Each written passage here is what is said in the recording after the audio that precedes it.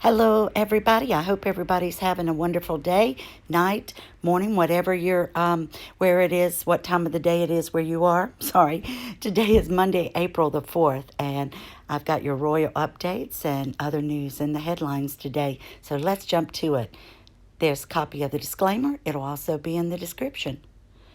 Oh, what are we talking about? MeghanMarkle here. She's riding in one of the Queen's coaches. And what do we want to say about her? Oh, just that I think she copies so many other people and she rides on the coattails of the royal family. This says Meghan Markle cosplaying Michelle Obama. So you can see when Michelle Obama was on the Ellen show, white shirt, black pants. And then when Meghan goes on the Ellen show, white shirt, black pants, a very expensive Oscar de la Renta blouse, might I add. And then we also have Meghan copying Princess Diana, who worked with Andrew Morton in Diana, Her True Story. Oh, sorry, let's enlarge that in her own words. And so Diana decided that was the way she wanted to get her side of things out. And then you have The Crown in Crisis, and this was about the countdown to the abdication, and that's Wallace and King David, who abdicated for his American divorcee wife, Wally. So then you have Meghan Markle, who works with Omid and Carolyn, and she writes, Finding Freedom, Harry and Meghan in the making of a modern royal family. It's not a royal family, you might say, in the making of a nobody royal family member. That was mean, I guess. And then you have Kitty Spencer. Absolutely, she tries to ride off the coattails of Diana's fame. She used her name to become a model and an influencer. But the shame of it all is that Kitty acts and looks nothing like Diana.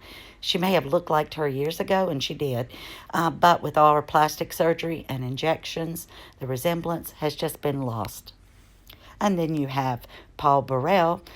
He, of course, takes every opportunity to butt in and participate in any documentaries because he was the butler to Princess Diana and claimed that she shared a lot of her secrets with him and that he used to secretly seek the men that she dated in and out through his boot of his car to Kensington Palace.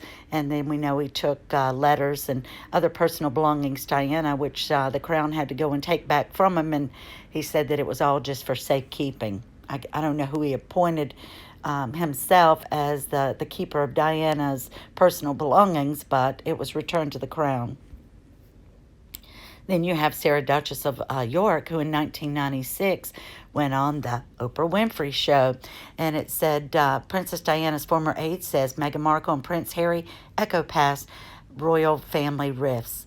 In a 1996 interview, Fergie also spoke about the cruel treatment she received from the British tabloid press, a topic Harry and Meghan will also touch on in that highly anticipated interview that was a big flop and had to be removed from the internet because it was full of little white mistruths. Then we have Perez Hilton talking about Meghan Markle's biographer. Omid Scobie says he's even a victim of racial prejudice by the royals. Well, why is it? You talk about them all the time. You're the one who decided to draw a line in the sand and that you were going to be on Team Harry and Meghan because you thought they were going places and that they were going to carry you along with them. You're nothing more than a social climber, the same way Meghan Markle was.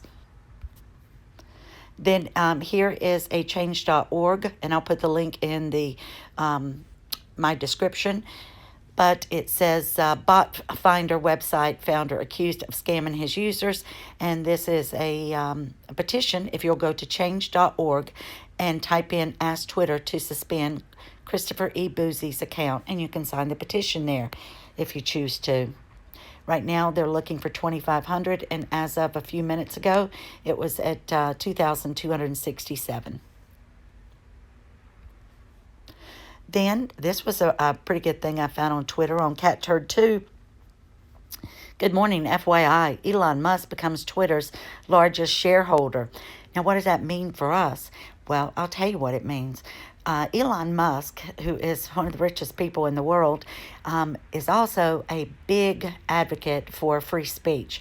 just recently he went on his Twitter page and said, do we need another social media platform?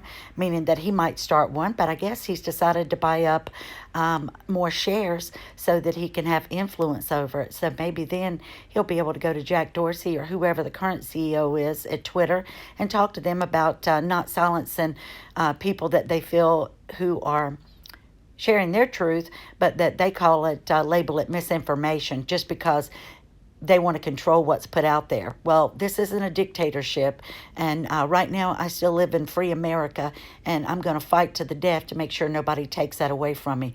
So my hat's off to Elon Musk, and I hope he'll be able to get over there and do some things and get rid of some bot farms and people that do some dirty, underhanded things to some of our fellow YouTubers.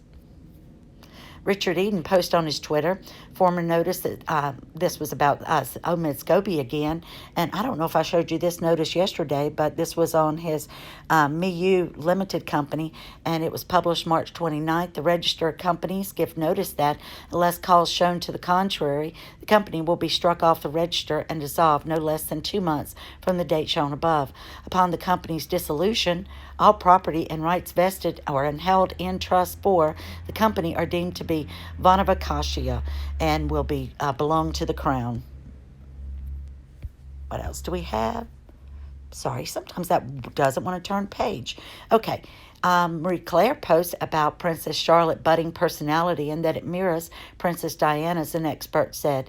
We caught a glimpse at this week's memorial service for Prince Philip, and she is just so beautiful. And she does look like she's going to be just a very strong woman. And it says, while we know Charlotte carries her grandmother, Princess Diana's first name as one of her 2 middle names, Charlotte might have much more in common than just a shared name with Granny Diana. According to body language expert Judy James, speaking to the Daily Express, both Charlotte and her late grandmother are initially shy, but once more comfortable, they share a jovial, cheerful personality. Beautiful Kate Middleton. Oh my gosh. Or Duchess Catherine. Sorry. The silent way Kate Middleton honored the Queen this week, and I don't know if you saw it during the service, but I did. And this is also Marie Claire magazine. As Her Majesty made her way to her seat at Westminster Abbey for her late husband, Prince Philip's service of Thanksgiving last Tuesday, eagle-eyed viewers of the memorial caught the Duchess of Cambridge dip into a very low curtsy for the Queen as the monarch passed Kate on her left side. And she did, and I don't know that the Queen noticed, but I certainly did, and I thought, the woman just has so much class and respect. All right. Mace, Lord Mace. The Queen apparently only answers the phone for 2 people. Hint, none of her 3 sons make the cut. God bless Her Majesty. Oh, I just look how pretty she looks in that lavender and shades of purple. But I thought this rather funny because, I'll show you who the 3 are, and then I'll go back and tell you about Meghan. For starters, eldest son, heir to the throne, Prince Charles, apparently doesn't make the cut. It's only daughter, Princess Anne, and her racing manager, John warned that the Queen won't answer the phone for herself without it being her staff. But you remember that there were articles that were put out, we know, by Harry and Meghan's side, where they say that they stay in touch with the Queen and do Zoom calls and let her see Lily and, make direct phone calls to her. Wow, I guess that was another little mistruth, little Miss Meghan, because the Queen only talks to Anne and her manager, John Warren. So I guess Meghan didn't make that cut either. I'm just going to break here and say a kind reminder to give me a thumbs up, give me any kind of emoji or comment in the comment section, save, share, or if you're on social media, just tell a friend or someone about my channel name, and hopefully they'll come over and give me a listen. I appreciate it very much. So one last thing, and then I'm going to jump up. But I was listening to Yankee Wally on Rumble, so credit to her at Yankee Wally 1 and Harry's Gray Suit. And this was the birth announcements outside Buckingham Palace. And if you'll look at the top row, you've got Beatrice and Eugenie. Just notice all the signatures that are on it. And then the second row, you have Prince George, Princess Charlotte, and Prince Louis. Those are the Cambridge children. See all the signatures of the people who witnessed the birth? And then on the third row, you have Master Archie Harrison Mountbatten Windsor. Wow, there's no signatures on that anywhere. And I can't read this very well, but I think it just said that the baby was delivered safely, by the Duchess or Duke and Duchess. But anyway, and then the one on the right to that is William is in the center, bottom row, and then you have Harry. So all of the signatures of all the people that witnessed it. And then even when Archie was in the UK, there's all these questions and secrecies about the birth. And there's even more about Lilibet. But guess the Queen still hasn't seen her. Wonder if they gave her that kind of Photoshop Christmas card that they put out to the rest of us. So now let's get on. I got a lot to show you, so I'm going to roll up here and let's get to it all. All right. John Travolta poses for a selfie after being spotted in a biscuit aisle of Morrison's in Norfolk. A 68-year-old Grease star was pictured with fans at the store in nearby Weatherspoon pub. I thought this was so sweet. This lady was in there, and she said that the 68-year-old, best known for his role as the leader of the T-Birds, Danny Zuko in 78 Grease film, was pictured with his fans at the store in nearby Weatherspoon pub in Durham. Now, it goes on to say, the lady said, I looked and said, that's John Travolta, but he didn't believe me. Mrs. Freyries, a customer service advisor from Sculpthorpe, told the PA news agency, and there she is with John Travolta. Undated handout photo of Sam Frary with John Travolta at a Morrison store in Frankenham, issued Monday, April the 4th. And he was just mooching around the digestive biscuits, and most shoppers didn't have a clue who they were standing next to. But she did, and she got that selfie, so good on her. I think that's wonderful. And there was one other thing I wanted to mention. It said, Miss Frary said that she apologized to Travolta for interrupting his day in good old Frankenham, and asked for a photo. He was more than happy to, even when I got in quite close, the 51-year-old said. How sweet is that? And that was on GB News. Found this on Twitter on Canadian Crown, and it says, under the reign of Queen Elizabeth II, there has been so far 12 Canadian prime ministers, 14 British prime ministers, 14 Australian prime ministers, 16 New Zealand prime ministers, 14 American presidents, and 7 popes, all through her reign. There's nobody in this world that works harder than Queen Elizabeth. There's nobody that's outworked anybody else besides her. So kudos to her, and God save the Queen, and may she reign for many more years. Just love this woman. What a cute little picture. This was on Twitter. Will's alter ego, Logical Fallacies, says, all you have to do is spot the logical fallacies in Harry and Meghan's reasoning as featured in the historic ratings busting Oprah interview. This will give you a chuckle. Number 1, I don't read the tabloids, but they are so unpleasant, I had to leave the country. Number 2, the racism in Britain was so bad that we've come to the United States. Number 3, this is like a top 10 on David Letterman's late night show. For security reasons, it's better to live in a country where everyone has a gun. Number 4, as a mere A-list actress on a top-rated show, I was totally unprepared to enter the media spotlight. Number 5, we wanted our son to be a royal prince, although royalty is a gilded cage that makes people feel trapped and unhappy. Number 6, as an American actress and friend of Hollywood celebrities, I did not have the phone number of a therapist.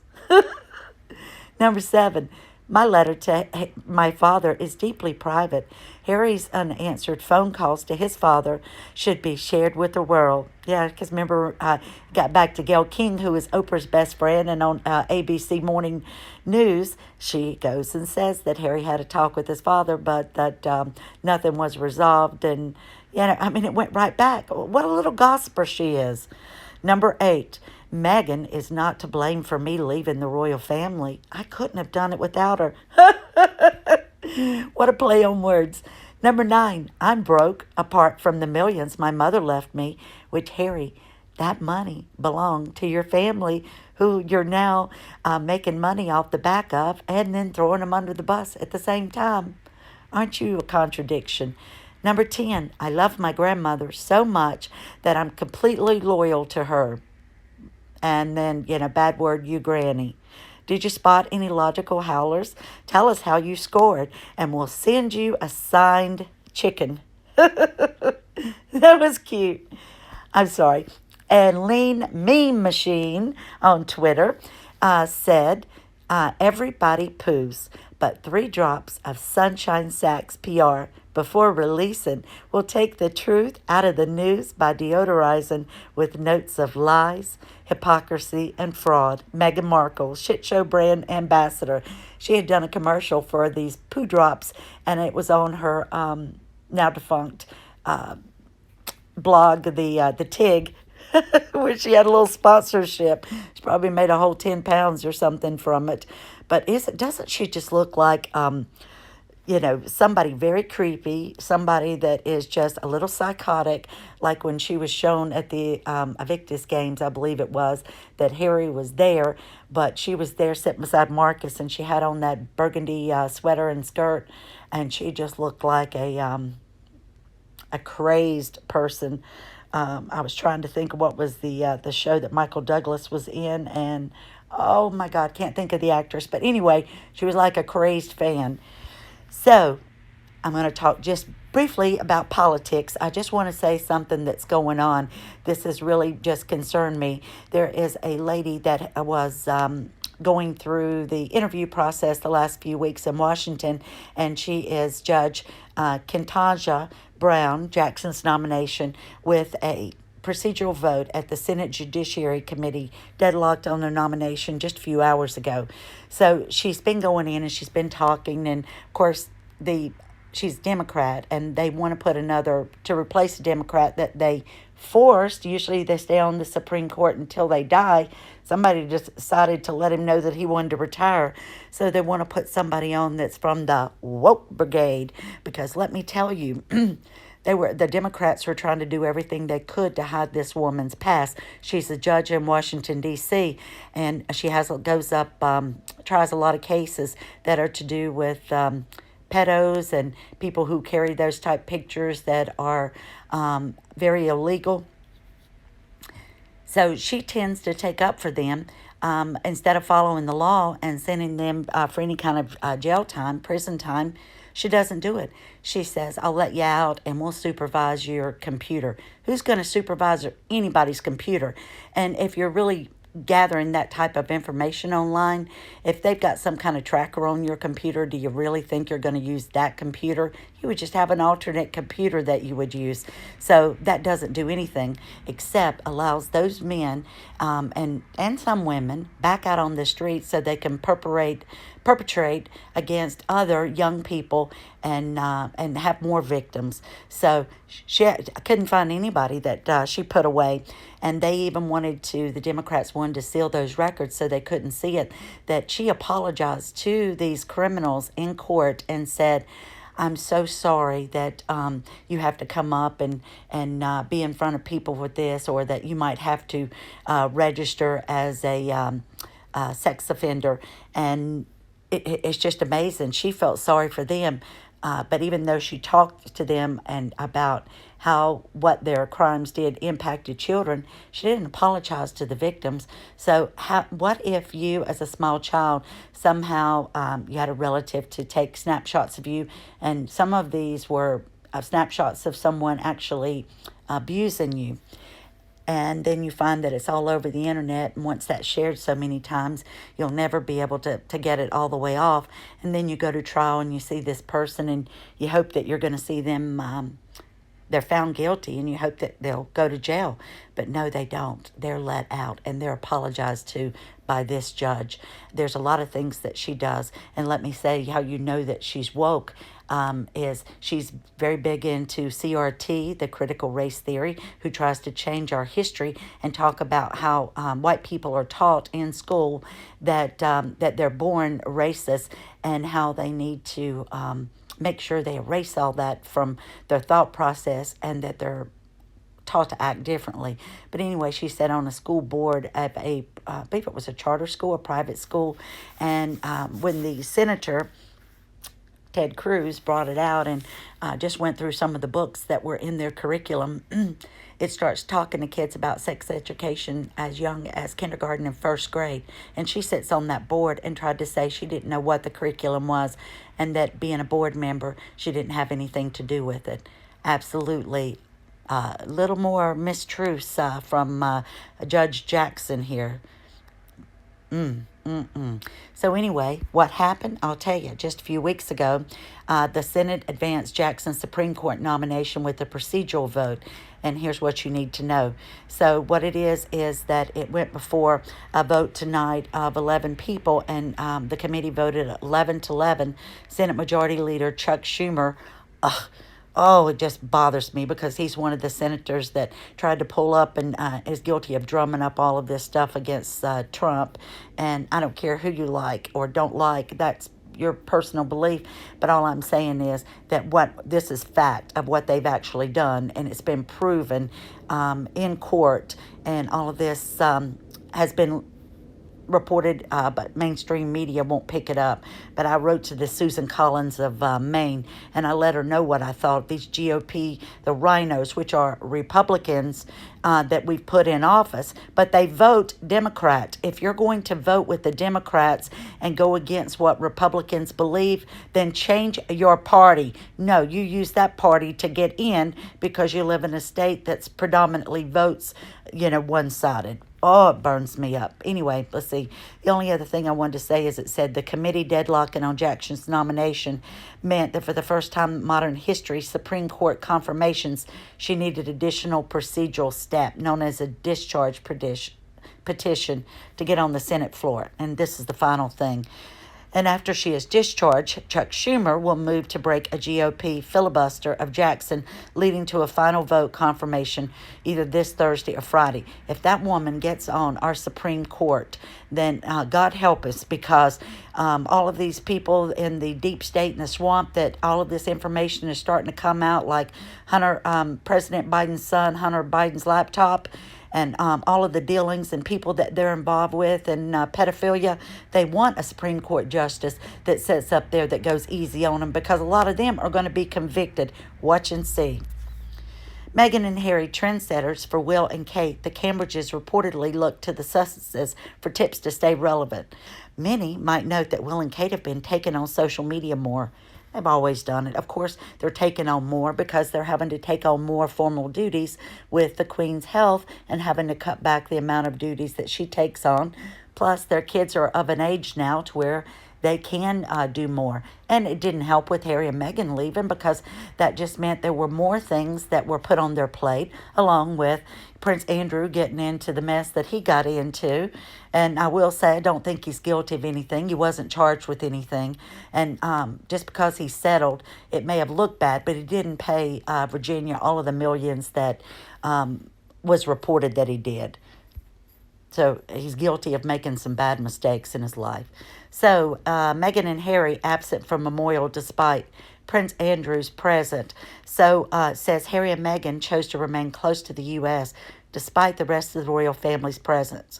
I bet they were feeling so glad, because, we know that they would have tried to upstage it and take the spotlight away from the man's, service of Thanksgiving. Good gracious. And would they have actually been able to produce 2 kids? I don't think so.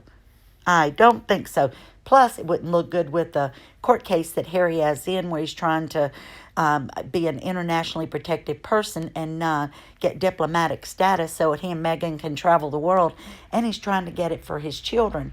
But if those are not his and Meghan's children, then it will need to be proven. And this was a video I was going to do, a month ago, and I lost part of my research, but I'm still going to do it.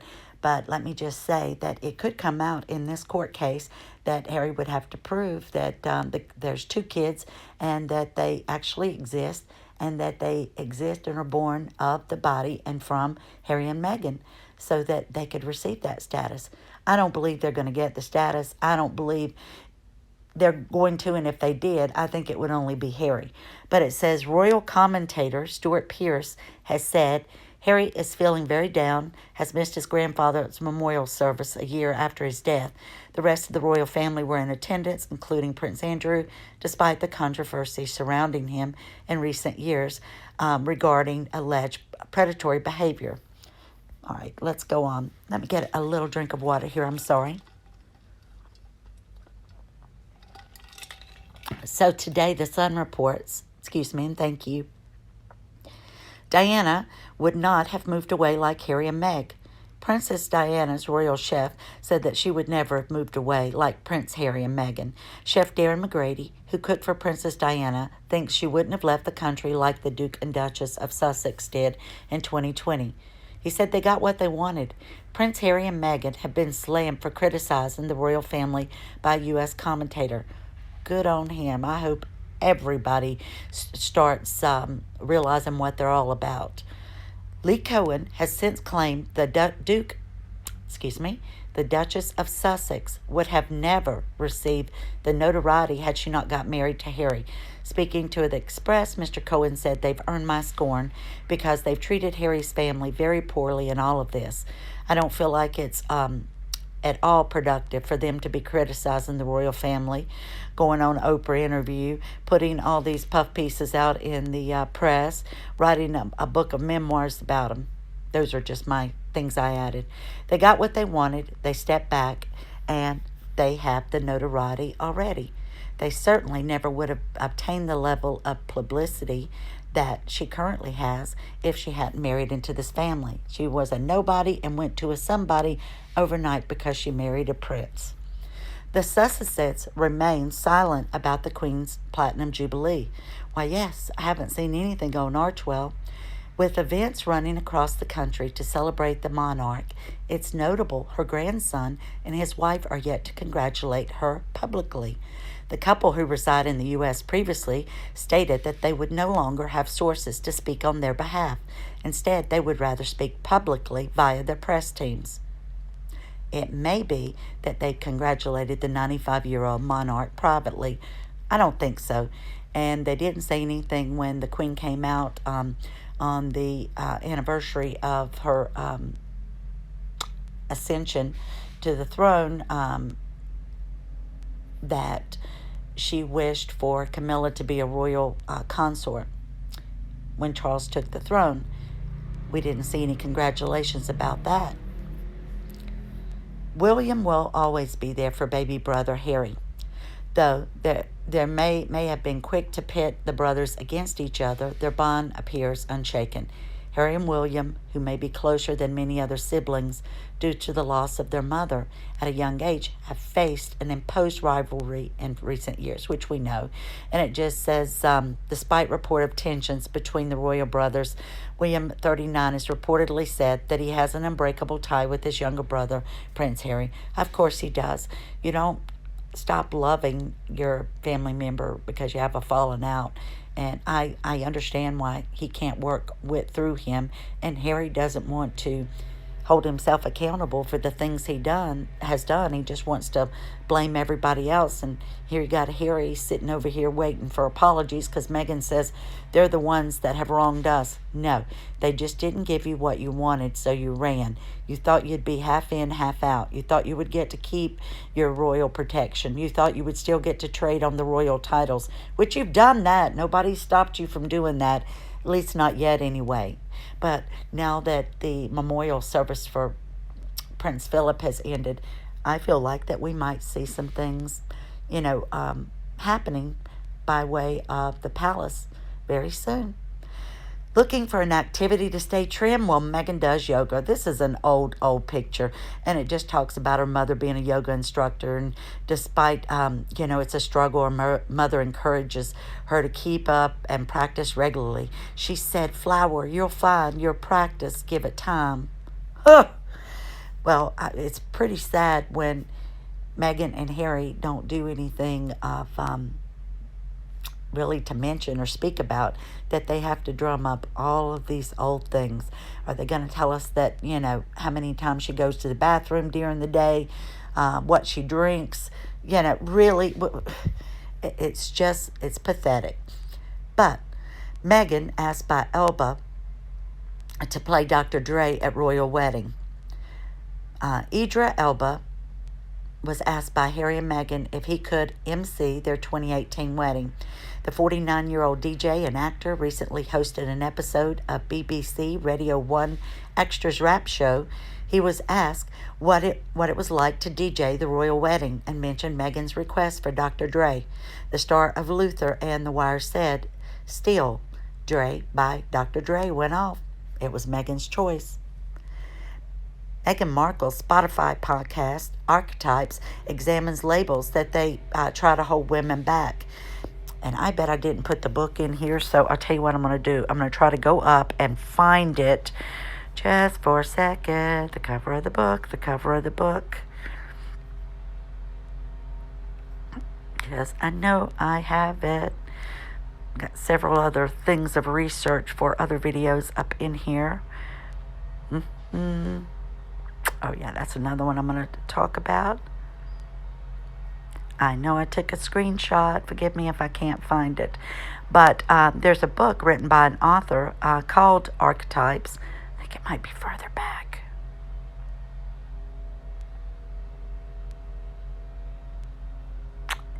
Anyway, I feel like that, there it is. I feel like that this book is what she's trying to base the podcast off from. Have you ever wondered why you're drawn to a certain people, their ideas or products, and you're turned off by others? Are you constantly searching for something that you can put your finger on, or wondering whether you're living a life that is truly fits? In Archetypes, Who Are You? New York Times best-selling author Caroline Myss delves into the world of archetypes, which has been the subject of her work for more than 25 years. Its universal patterns of behavior that, once discovered, help you better understand yourself and your place in the world. In short, knowing your archetype can transform your life. Of course, Meghan's all into these self-help books, and she's also happy to praise and or receive praise from off the backs of other people. Always riding on somebody else's coattails, aren't you, Meghan? And then let me go back down to where I was.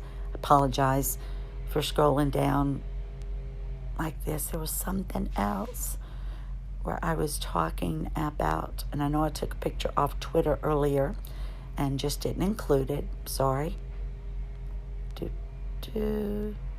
Almost there. Oh, and also, I guess the intro that goes in, there's a sort of like a radio announcer that she's doing in that intro to Spotify Archetypes. And it was by a man who is a radio broadcaster. And he says he didn't give her permission to use his voice in an intro, and said, maybe I'll just sue. But so I thought that was rather funny. It would be good to have somebody go after her, since we know that she goes after everybody else. Here we are. So, this is what the next podcast is supposed to be about, and I guess she'll drop this in June during the Platinum celebrations. It says that she announced on Thursday that she would do this, and they'll investigate the labels and try to hold women back. Well, that's exactly what this book is about. And you saw the foreword of it describing what the book is all about, and the different stereotypes, and she says, and the names and typecast and narratives that women are called. Well, I thought you were for feminism. I mean, I think that we have a lot more rights than we used to, and I think it also matters how a person carries themselves. But nobody has a right to disparage or put down women or make derogatory comments. It happens, though. It happens in the workplace. It happens, and families, and it's unfortunate, and we do have to change that. But Meghan just sharing with us and talking, interviewing a few people, and talking about what somebody else wrote in their book, I don't know how you're going to change it. So you guys know the Princess Charlene, who married Albert, Prince of Monaco. It says that they had to stage an intervention after she struggled with everything. A royal expert told Express.co.uk the 44-year-old, who was married to the Principality's sovereign, Prince Andrew II, now that's Grace Kelly's son, had been undergoing treatment at a Swiss clinic. The former Olympic swimmer entered the facility in November after suffering physical and emotional exhaustion. Charlene's treatment began just 11 days after she had returned from South Africa, where she had collapsed in public. I know there were a lot of questions and mystery and stuff about that, but this is the only update I've seen. She had come back from South Africa. Albert confirmed that his wife had been admitted to the clinic after an intervention-style family meeting. Royal commentator Brittany Barger told Express.co.uk that the intervention came after Charlene struggled with everything. So I don't know if she had some sort of substance abuse, emotional distress, what she was going through, but I just pray that she gets the help that she needs and that she can get back on track.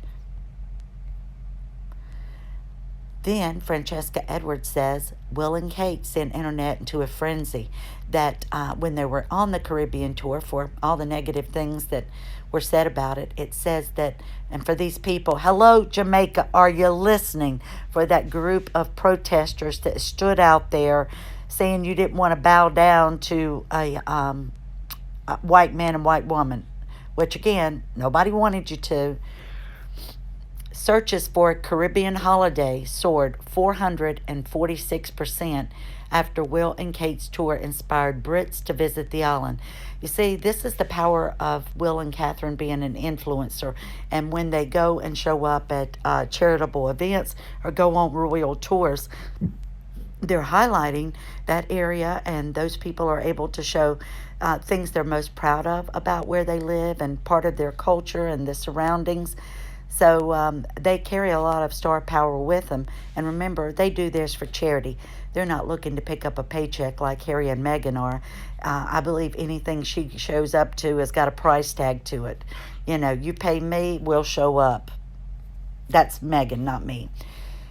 Then Kate, Duchess of Cambridge, has yet been accused of copying her sister-in-law, MeghanMarkle, by fans of Duchess of Sussex.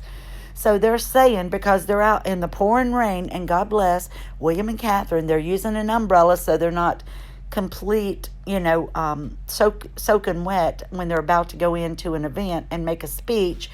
Because they're using an umbrella, you've got the squad going after them and saying Kate posed under an umbrella in the rain. Well, it didn't have lights up and under the umbrella shining down so that you could get perfect lighting, and it wasn't set up by a photographer, that they had show up just to take pictures of them like you did, back in March 2 years ago. Oh, they're just so sick, so sick. William and Catherine don't copy anybody. Remember, they are the real deal. They are the leaders, Sussex group. So they're not copying anybody. They're the trendsetters. Queen gave, this was in express.co.uk. Now, when they were talking about when the Queen was naming or said her wishes for Camilla to be Queen Consort when Charles takes the throne, they're trying to say that when it was announced last month that that it led to speculation as to whether the Queen gave her the title to stop Prince Harry from harming her in his upcoming memoir. Boy, I'm telling you, they just spin all these myths, truths, and try to come up with things, the people that are against the monarchy, and there's a lot of them out there, and a lot of journalists. So, again, I don't think the Queen is going to be bullied into saying something because she's afraid that Harry will mention Camilla in his book. And if he makes up a lie about her, I hope they sue for libel. But this is all made up. just amazes me the things they say. So this was Harry's statement on his upcoming book. Prince Harry himself spoke about his book, which he reportedly writing with the support of ghostwriter J.R. Moringer. And he wrote Andre Agassi's book, and gosh, I think of other prominent people. American novelist and journalist, in a statement shared last summer on Archwell.com, he said, "I'm writing this as the prince I was born. Not as the prince I was born, but as the man I have become." Yeah, you're what, 39, Harry? I've worn many hats over the years, both literally and figuratively, and my hope is that in telling my story, the highs, the lows, the mistakes, the lessons learned, I can help show that no matter where we come from, we have more in common than we think. Okay, Harry. I don't think we have very much in common with you. You were born a prince with a silver spoon in your mouth. You had nannies, governors, butlers, maids, chefs, security. I don't think that you can really try to act like you're a commoner, like the rest of us are. But he said, I can show that no matter where we come from, we have more in common than you think. Okay, Harry. I'm deeply grateful for the opportunity to share what I've learned over the course of my life so far, and excited for people to read firsthand account of my life that's accurate and wholly truthful. Well, I hope it is wholly truthful, but again, it's going to be your version of your truth, just like Oprah was. We would like to hear the truth, not your truth. So it just said that it stressed that Prince Harry will surely express his truth in the book, much like he did on the landmark interview of Oprah in March 2021. He continued not to suggest that it isn't his truth, but it may well be his authentic pain, and he chooses to further share, perhaps including stories related to his wife's challenges as well. They've got some challenges, all right, but they brought it all on themselves. But the reputation management expert Eric Schiffer believes that there is a chance the memoir will contain more claims with the potential to damage the image of the royal family. I don't know if you could damage it any more than you have. I don't think they can make it worse.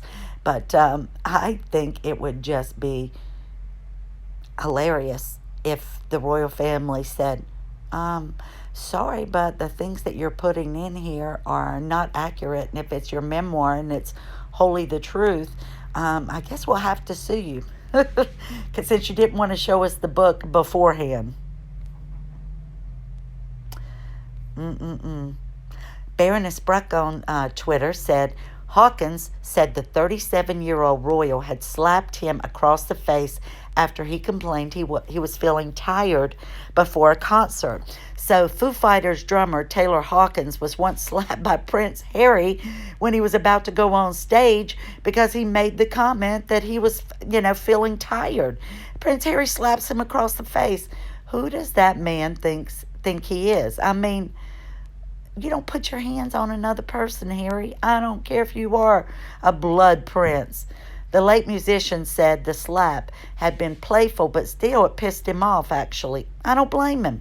If somebody slapped me through the face, unless I was in a play or it was for a movie script or role, then I'm not going to be very happy either. The Globe. Cruel Harry insults dying Queen 95. Well, I hope she's not dying, but he is insulting her. He's just completely humiliating her. Look what I found, and I think this was on Quora, and I can't remember who it was, but somebody had just retweeted it, but the person who wrote it was anonymous. So it said, and this is about Harry, I actually come from RSA and can tell you that while Harry was away from here on the 2019 South African tour, that she, talking about Meghan, was constantly drunk and in very high-end restaurants. I remember Jessica Morona went with her, bars and etc. She was cleaning out high-end boutiques and mocking important figures in RSA society and history. My father has connections to RSA elite society, and everyone hated her. And I've worked with individuals close to the Archbishop Tutu that said he absolutely hated her, which he has never been like with anyone before other than racists and those pro-apartheid. So remember, they took baby Archie to see Archbishop Tutu, and he passed away not long ago, and he was kissing all over the baby, and she was holding him up, and that was really the first time we had seen him other than a still picture. But Archbishop Tutu said that he absolutely hated her. He saw right through her, what she was all about. And then when he died, oh, wow, there was a whole big tribute to his life and achievements put out on Archwell. Archie was never important to them. People would ask them about him, and neither Meghan or Harry knew basic things about him that parents should. Like, is he teething yet? Is he walking? Is he saying anything yet? Those milestones that your child has, that when you're raising them, you remember when they start walking or start talking, just, or they become potty trained. So they were very uncomfortable and didn't like people to ask them these questions. So my close friend works alongside the British Embassy here, and apparently they were told to never let that woman come back here as long as she was ignorant, rude, condescending, and disrespectful, with some SRA officials saying she was a racist in her behavior. And this is something else that happened on there. And then we know that, of course, she came out to Tom Bradbury about how hard things were, and she's in a impoverished third world country where people really know what it's like to go without, and she's talking about how things have been hard for her being a member of the royal family and living with everything you could ask for.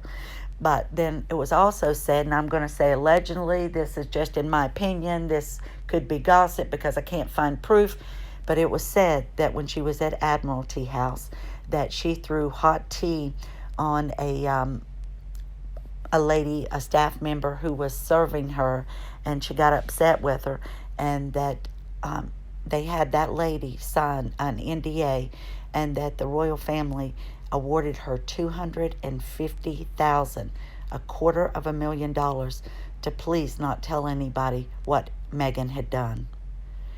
I have never seen anyone so, well, yes, I have. Yes, I've seen a few people, but there's not many people who exist, but the ones that are completely narcissistic, totally into themselves, have no empathy or compassion, and they don't have emotional feeling for anyone else. But let me know what you think in the comments. I hope I gave you some good content. I hope you like that I kind of varied it a little bit, told you a little bit of everything that's out there, and I'll kind of do this type thing for the royal updates where I throw everything into one, and then I'll work on some that are just individually about one subject or so. But thank you all. Don't forget, thumbs up, even just an emoji or something in the comments. Tell me what you liked, what you didn't like, what you're up to, any stories that you've seen maybe that we're not aware of. And want to wish everybody a great week. Thank you for being here. Thank you for listening. Thank you for being a part of our wonderful community that I have so much fun in. Talk to other people in the group. Share your thoughts with them. And I'll be back really soon. Love you guys. Be blessed.